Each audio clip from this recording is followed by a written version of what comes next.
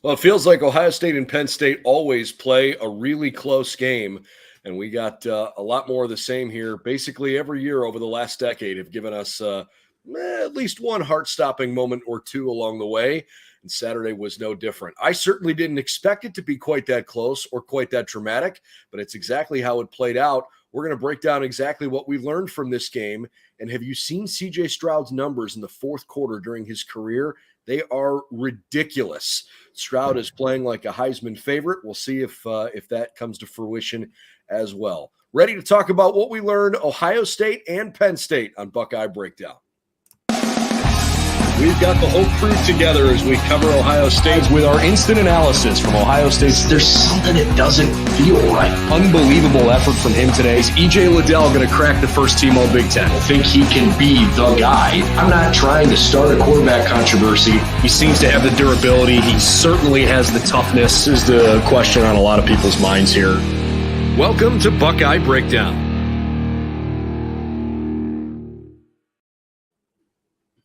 Well, good morning, everybody. Happy Halloween. Happy Monday morning, and welcome to Buckeye Breakdown as we chat about what we learned between the Ohio State Buckeyes and Penn State Nittany Lions from this past weekend on a game that certainly had a few eyebrow-raising moments, and I wonder how it made you feel about Ohio State's long-term goals after you watched the Buckeyes play a game that maybe for a little while there felt a little bit questionable. I'm Brendan Gulick along with Craig Hyson.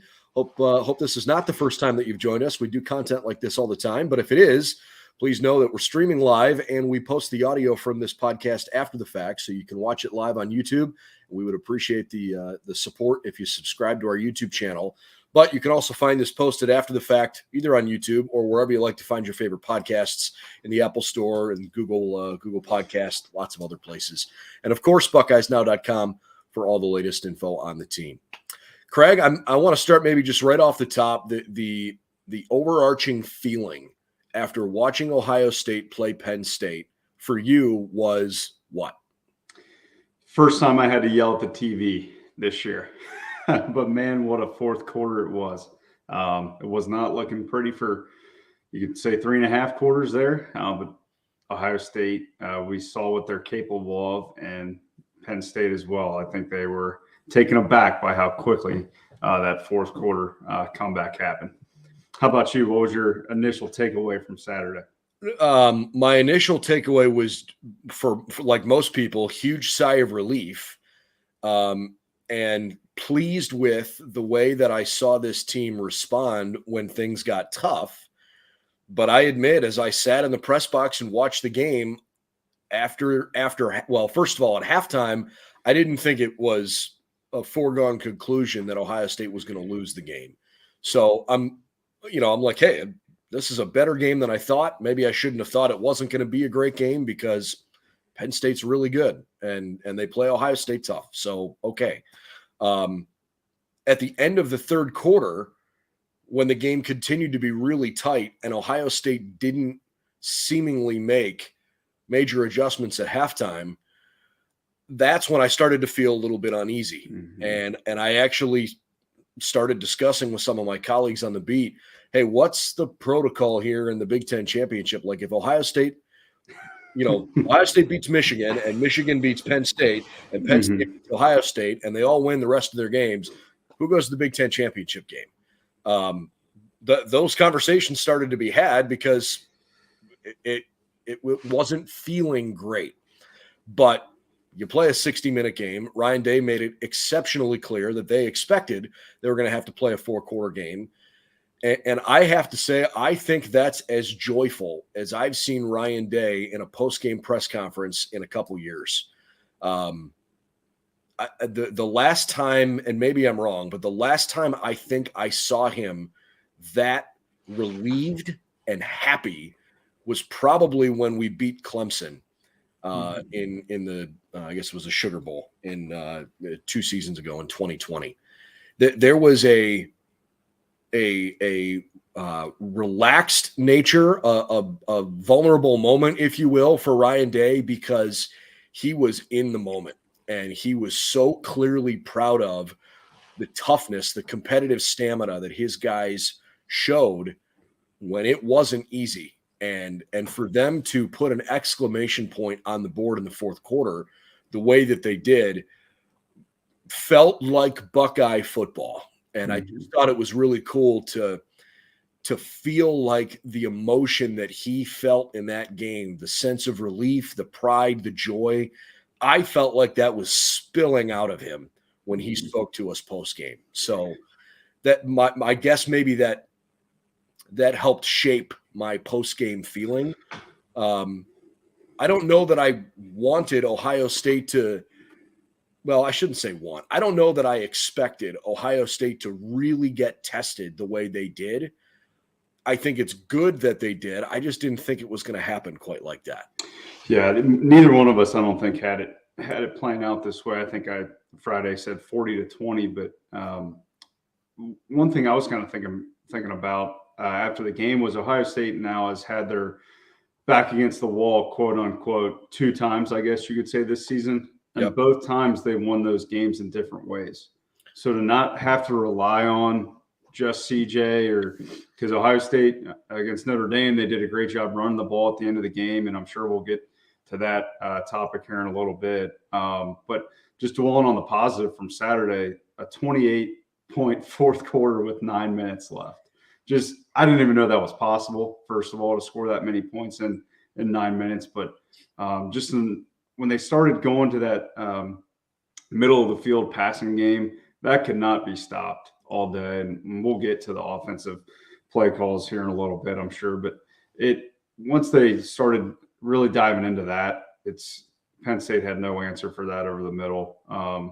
The slants that Marvin Harrison, CJ Stroud and Marvin Harrison could run a slant in their sleep. It's just on time every time, and just is unstoppable. We're going to talk Marvin. We're going to talk JT Tuimoloau out. We're going to talk problems in the run game. We're going to hit on bubble screens. A lot of that stuff is coming here on this pod. I am trying to appreciate that it wasn't just that they won 2 games this year with their back against the wall. They figured it out. It was that they did it in the fourth quarter, and they did it in different ways, right? They used all the elements at their disposal. Maybe there's something to be said for we wore an opponent down for long enough that eventually they succumbed to what we were trying to do against Notre Dame. That was power football. You know, you think about the running attack in the fourth quarter, driving down the field, especially Mayan Williams. That's a huge part of that. And then obviously, you know, this past weekend, a little different story, much better through the air. Although they ran the ball better when they had to after 3 quarters of not being able to run it at all. So I guess I'm just encouraged by the fact that they've gotten it done when they needed to. I think there is a fair question to be asked, wondering if after what you saw, if you feel better about Ohio State's Big Ten and national championship aspirations, or did Saturday showcase for the second week in a row and unfortunately a really tough ability to run the ball, especially between the tackles, does that negatively impact your national championship hopes? And I think there are a lot of people that are split on that right now, because when you're in the moment, not being able to run the ball is infuriating. And it's just like, you have to keep trying because you can't pass every single play. But unsuccessful run plays repeatedly are, first of all, not something we're used to seeing. And second of all, it's just frustrating. So I hope Ohio State can fix the run game, but I'm not ready to say that they're not going to win a national championship just because they haven't been able to run the ball the way that they have. I actually think I might feel a tiny bit better about their big picture national championship chase after what I saw this weekend, while simultaneously maybe feeling a tiny bit worse about November 26th. Because if they can't run the ball, I am a little worried about playing maize and blue. I'm right there with you. The first thing that popped into my head, even before thinking about playoffs, national title, is what are we going to do against Michigan if we can't run the ball again? Because you look at that matchup, it's pretty much a direct correlation. Whoever has more rushing yards wins that game. So if they look like they did Saturday against Michigan and like they did against Iowa, I hate to say it, but I think we might be losing that game because it's one of those things where, I mean, they had 37 rushing yards before Travion busted that 41-yard touchdown. Yeah. Think about that, 37 yards for an Ohio State offense. It's not good. The only thing I would say to defend it is, okay, now that we've seen the full big picture, if you mix in the inability to run the ball effectively for a while and the bubble screens that made you want to punch a hole through the wall after a short while, did running enough of those plays force Penn State's defense to respect certain areas of the field a little more, which maybe then opened up what was working so well, the running the slants to Marvin Harrison, the getting the ball to Cade Stover on the last drive. If you look at what Emeka Egbuka went through, Egbuka had, at one point, he had 4 catches for -2 yards because they kept throwing him bubble screens. And by the end of the game, he had 6 catches for 53 yards. So that means, he had a 42-yard reception, whatever the other one was, something in the 15-ish yard ballpark. Yeah. Again, like maybe sometimes there's something to be said for what Ryan Day was trying to communicate post-game of like, hey, I know it sounds silly, but we want them to defend the whole field. We want the defense to have to run all the way to this sideline and all the way to that sideline and go deep and come forward. It'll wear them down. Like, I guess it's a little frustrating to watch. It's one of those things we'll never truly know the answer to. Did those bubble screens, did those stretch plays to the short side of the field open up the middle of the field passing game that worked so well Saturday? We'll never know. But man, like you said, it is very frustrating to watch in the moment. I think Pro Football Focus had Ohio State running 6 bubble screens. I don't know what their definition of a bubble screen is. I thought it was more 8 to 10 of those plays. I think Penn State had 7 tackles for loss on Saturday. Only 1 was from a defensive lineman or linebacker. So that just shows you that those screen plays were not effective at all. I think at one point it was for -2 yards total that they ran 6 of those screens. I think it ended up being positive yardage, but only just a little bit. So those weren't working. That with how good Penn State's secondary is, I found that to be a interesting way to challenge them. That's not, obviously Coach Day knows a million times more about football than I do, but just in the back of my head, if I really wanted to challenge a good secondary, I wouldn't be doing it by screen passes. David presents a great question. And again, if you're listening after the fact, please know you can join us live and jump in and join the conversation here. David says, how concerned are you with this defense? We finally played an offense that had somewhat of a heartbeat. We gave up 482 yards and 31 points. I guess actually I'm really not all that concerned about the defense. I've said for several years while covering this team, college football is an offensive game. And if you play good teams, you're going to give up points. It is extremely rare, in my opinion, to see what Georgia did to teams last year. I guess if you have an elite defense, top 3 in the country, and if you can control the ball offensively and push it down the field big time, I suppose you could blow everybody out most weeks.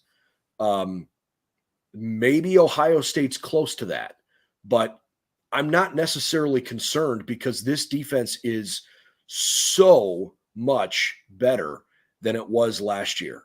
And I think like you don't have to look any further than the line of scrimmage for that. I know there were some frustrating moments in the secondary early in the year when Denzel Burke got off to a tough start. By the way, I think he's playing better these last couple of weeks, which is great for him. But Ohio State is so much better in the trenches. And we'll certainly talk about JT Tuimoloau out here in a second, but it's more than just him. It's the development of Ohio State's linebackers. You know, Penn State didn't exactly run the ball down Ohio State's throat either. They ended up 33 carries for 129 yards, which is a pretty good day. Well, actually, I guess it was 111 yards total because you take the sack yardage off for Sean Clifford. So they averaged 3.4 yards a carry.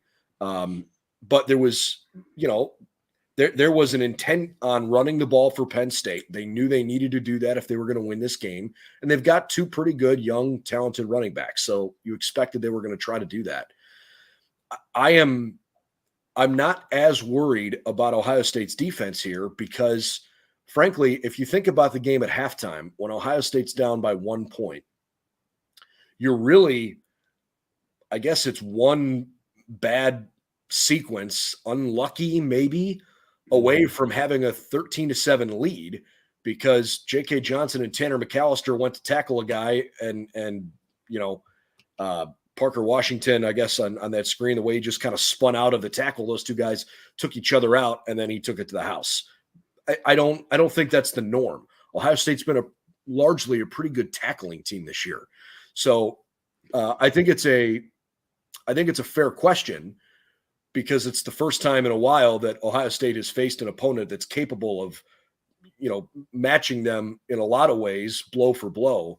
But I think Ohio State is capable of winning the national championship this year because of their offense, because I don't think teams can stop them over the course of 60 minutes.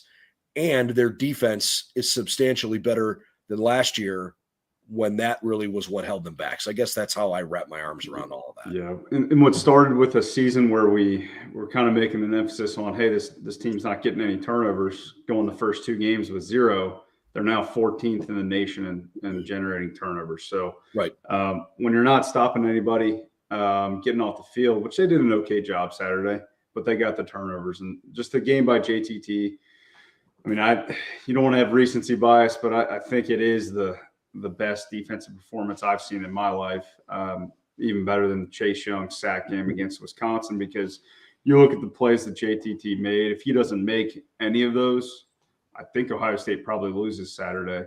And great, I loved hearing his answer after the game. Hey, which play are you most proud of? He said it was the tip pass that Zach Harrison was able to get the interception. So that answer there tells you everything you need to know about that kid. How unselfish of an answer was that when he could have said, well, I had that interception. I dropped back at like a cornerback and picked one off. A play that a lot of NFL defensive ends can't make, let alone a sophomore in college. So we all know what Ohio State went through to get him, and it all paid off Saturday. And very thankful that they do have a player like him, because if they didn't, that game would have gone the other way. But yeah, like you said, I want to give Denzel Burke just a lot of credit. He played really well Saturday, came up and made some really nice tackles. And it was nice to see because J.K. Johnson had a little bit of a rough day, had a bad PI on a 3rd and long where he just kind of got lost and just grabbed the guy.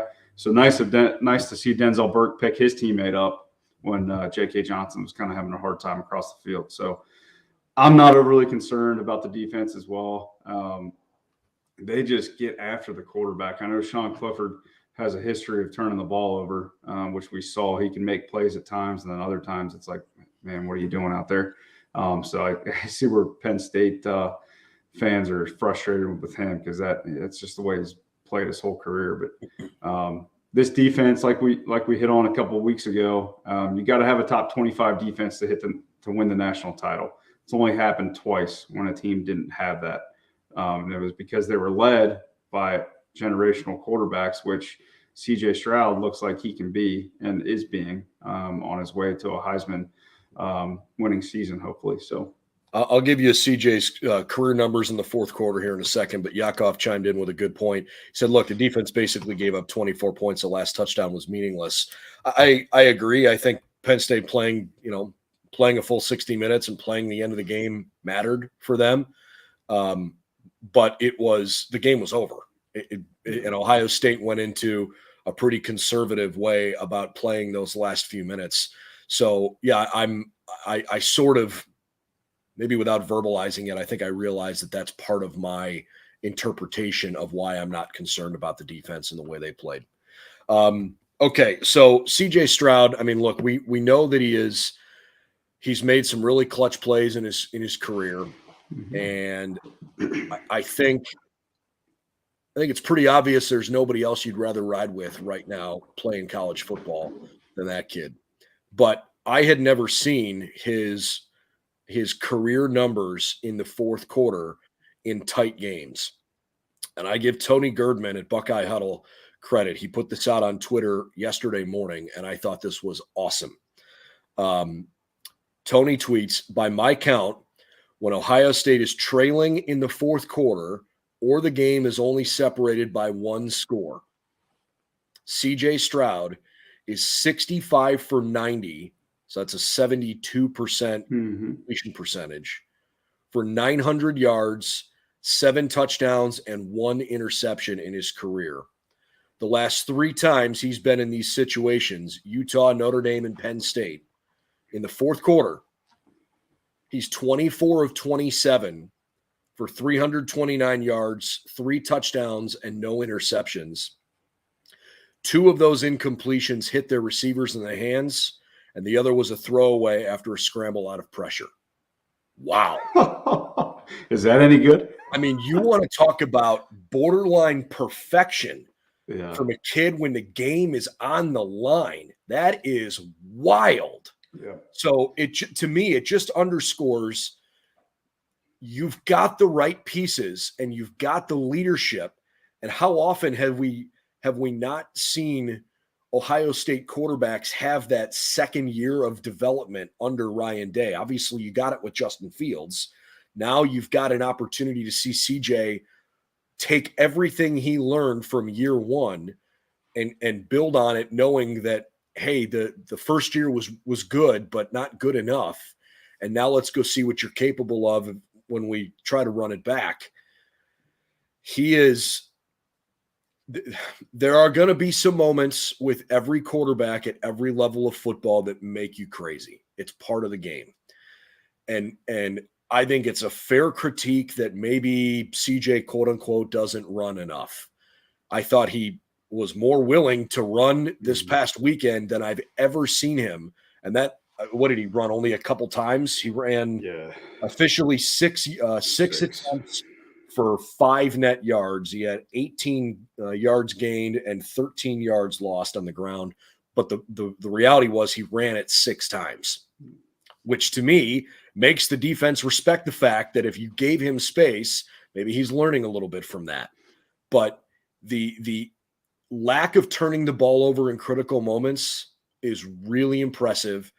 And in those 3 games, I mean, those are really the games that, as a fan, made you most nervous, other than the Michigan game here in the last 10 games that Ohio State's played. Obviously, Oregon's a little further back. I'm not going to put CJ under a microscope against Oregon. They certainly didn't lose that game because of him. He played well. They lost the game because of the defense. But it was a second career start, and I feel like a guy develops so much from the second game of your college career like that. So if you're looking at a better sample size of the end of last year and what we've seen so far this year, he's the best player in college football right now. He is. And I'm shocked. Well, first of all, I was not aware of those stats that you just read, which that is absolutely mind-blowing, that he is that good in the fourth quarter. I knew he was good. That is shocking how good those stats are when you need it the most from your quarterback. But I know Saturday he was 6 for 8 in the fourth quarter, 20th straight game with a touchdown pass, which is now an Ohio State record. So it's hard to, as a fan, you don't want to get on social media during a game because there's people saying that he was struggling on Saturday. I don't know what game they were watching. Struggling is Will Levis Saturday night. That's struggling, not going 26 of 33 with. He didn't struggle. He played great. Yeah, he played phenomenal. He should have been 28 for 33. A couple drops by Emeka that he didn't have his best day, but he responded when we needed him. That pass that he threw in the fourth quarter to Emeka was probably his best ball that he threw of the day, right on the money to Emeka to lead to that touchdown by Travion. So you're never out of a game when you got CJ Stroud. He's incredible. For sure. couple quick things here before we wrap. Let's go to Mayan Williams for a second. I think there is a justifiable level of concern around Ohio State's run game. Mayan was injured. I don't know how bad it is, but it's bad enough that he came out of the locker room in the second half with a sweatshirt on underneath his jersey, his arm in a sling. I don't know if it was a hand or a wrist. I would think that if it was only an injury below your elbow, you probably wouldn't be in a sling. So is there something more shoulder related or bicep related? I don't know. I don't want to speculate. That's not fair. He obviously, you could watch on the replay when he tried to brace himself on that fall, his right wrist kind of bent the wrong way. So he fell on that. His fingers were taped together.